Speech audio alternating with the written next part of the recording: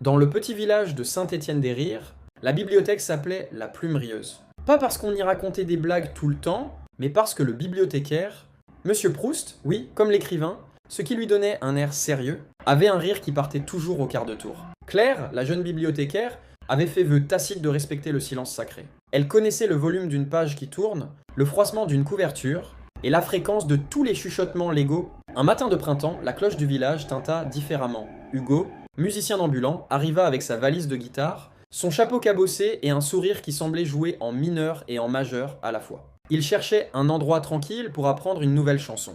Claire comprit, un endroit où je peux jouer sans déranger personne. La bibliothèque fut son premier choix. Logique, il s'installa près de la fenêtre, posa un panneau improvisé musique douce, lecture bienvenue, et commença.